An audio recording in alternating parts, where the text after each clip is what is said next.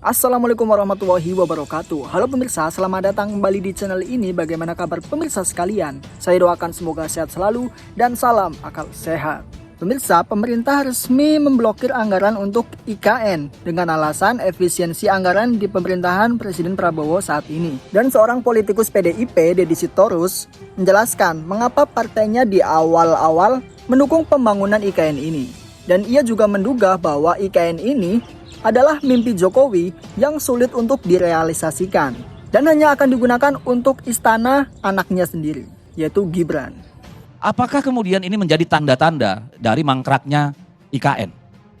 Kalau saya melihat begini, kita kembali aja lah ke mood awal. Salah satu alasan dulu kita mendukung IKN, kita dari PDI Perjuangan, selain alasan historis, alasan kebutuhan Jakarta, adalah bahwa itu akan dilaksanakan dengan peran swasta. Tidak makan APBN. Kemudian dilaksanakan dengan berhati-hati. Tidak dengan sistem kebut semalam. Kan itu nih landasannya. Dan sampai hari ini pun kita masih menyetujui itu. Nah sekarang kan kemudian kita lihat. Tahun lalu kita mengalami defisit sekitar hampir 400 triliun. Ya, 300 triliun sekian. Tahun 2025 proyeksinya sekitar 1.200 triliun nih. Defisit APBN. Lalu apakah kemudian menjadi realistis bagi Pak Prabowo nyemburin 14,5 triliun ke IKN yang nggak dinikmati siapa-siapa? Di saat sektor-sektor lain sebenarnya membutuhkan anggaran yang langsung dinikmati oleh rakyat. Pertanyaan kita kan di situ. Saya meyakini, kalau meyakini nanti susah juga. Saya berharap Pak Prabowo menjadi realistis. Janganlah ceburkan uang gila-gilaan di sana pada saat ruang fiskal kita memang sangat terbatas. Tidak ada keharusan bahwa tahun ini semua ASN pindah ke sana. Dulu yang namanya Putrajaya itu setelah 4 tahun, hampir 5 tahun itu baru 300 orang pegawai yang pindah ke sana. Tahun kelimanya tambah 3.000.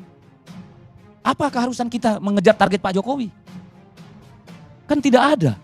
Situasi fakta brutalnya, anggaran kita defisit loh. Sampai harus dipotong sana sini. Yang dampaknya itu pada ekonomi real. Pemangkasan biaya perjalanan, itu dampaknya juga serius loh.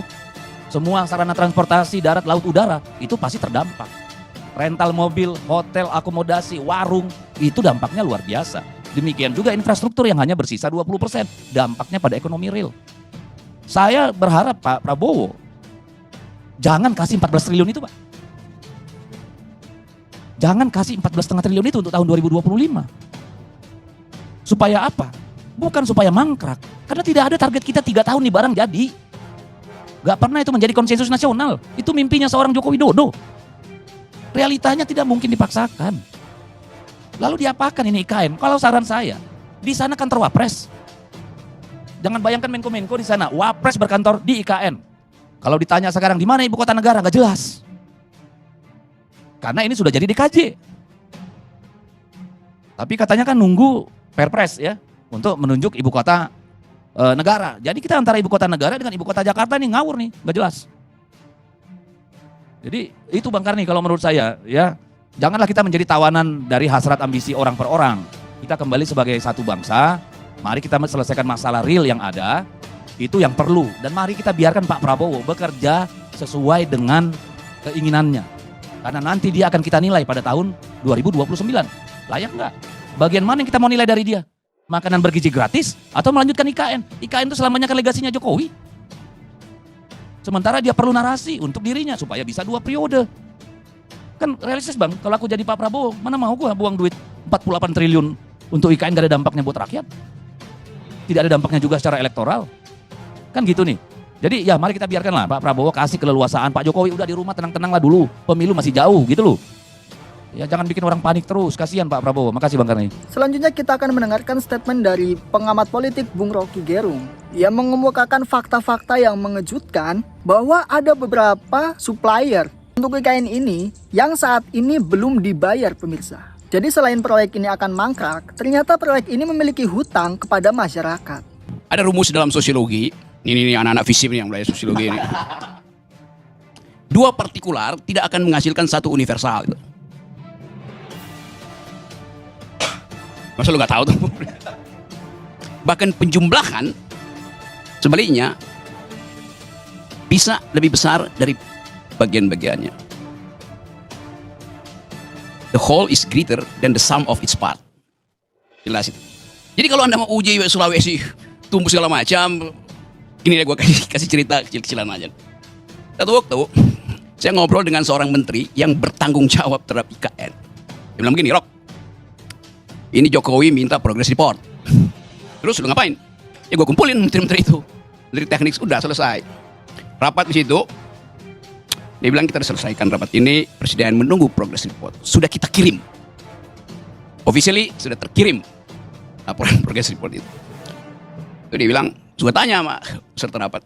Kita udah kirim ya formalnya. Sekarang di antara kalian, di antara kita, siapa yang percaya IKN itu akan jalan? Ngakak semua tuh. Suatu waktu akan ada menteri yang terangkan itu. Saya nggak mau buka di sini ceritanya.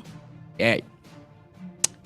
Disebut aja Rok namanya, Rok. Apa? Disebut aja namanya. Ya inisialnya aja gue nggak mau sebut. Oke. Itu satu cerita. Cerita kedua, saya pergi ke Luwuk, masuk ke Poso, Danau Poso tuh, karena mesti backup LSM pro lingkungan di situ. Oke. Datang pengusaha, dia bilang, Pak Rocky, saya eksportir kerikil ke IKN. Dan kamu betul. Ya, dari Poso itu. Ya Poso Palu segala segitu, pinggiran itu. Dan kamu betul, dia berhasil. Berhasil rugi 20 miliar belum dibayar.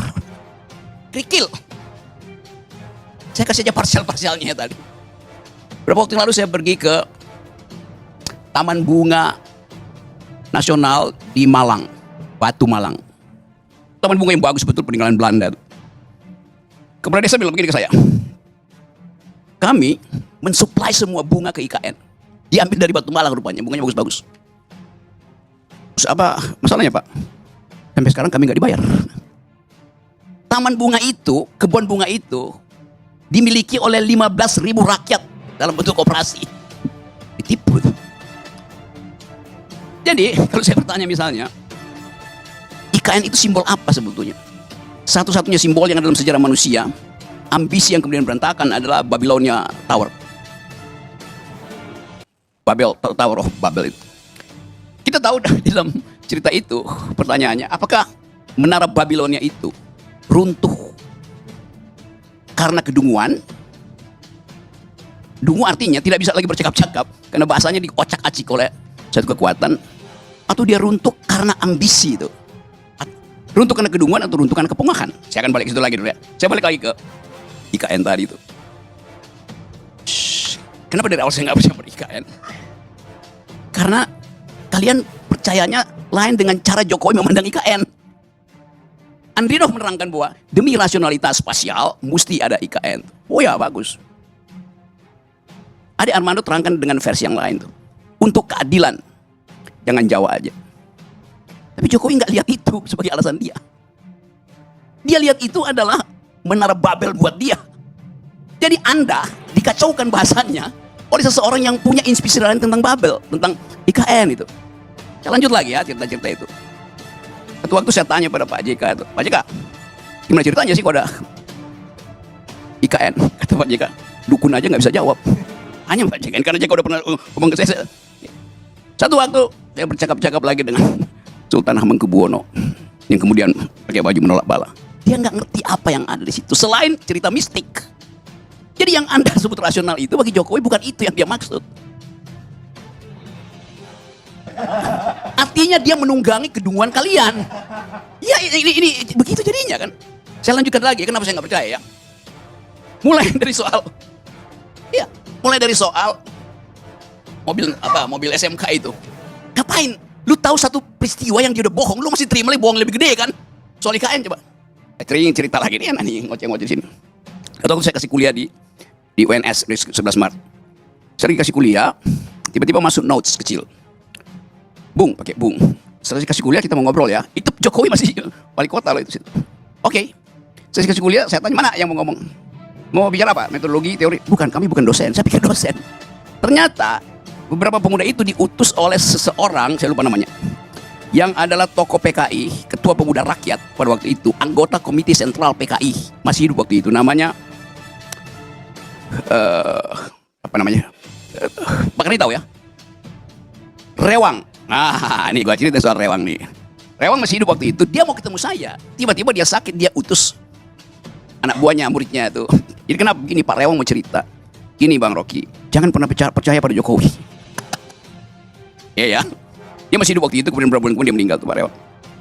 Karena saya ini pemimpin rakyat. Saya tahu watak rakyat, bahkan rakyat Solo. Rewang yang adalah pemimpin rakyat bahkan mengatakan Jokowi itu pembohong. Dia bukan rakyat. Kenapa? Jokowi pastikan bahwa pasar itu akan pindah. Dibuat sedemikian rupa, diskusi 1 bulan penuh di depan rumahnya dia itu. Padahal sebetulnya selama dia berdiskusi, oligarki Solo itu udah lakukan namanya under table transaction uang. Yang dia pindah. Jadi udah disogok dulu, Jokowi bilang bikin panjang ya diskusinya. Kira-kira begitu. Cerita 1 bulan kan PS semua Jokowi nego segala macam itu. Dia pastikan bahwa tidak akan ada lubang bolong di Solo. Malam ini lubang, besok pasti tutup. Itu bukan APBD, dia tinggal telepon satu oligarki di situ, tutup, selesai. Jadi Anda dari awal, ya kalau saya cerita dari awal mungkin Anda nggak akan. Saya tahu dari awal itu. Jadi sekuensi pengetahuan saya tentang kebohongan Jokowi itu, begitu IKN dibuat, saya ngakak-ngakak, ini pasti nipu. Tetapi begitulah, disirap kita untuk memuliakan seorang yang memang, ini Jokowi, dia tidak tahu bahwa selama 10 tahun banyak orang yang tahu bahwa dia tidak tahu.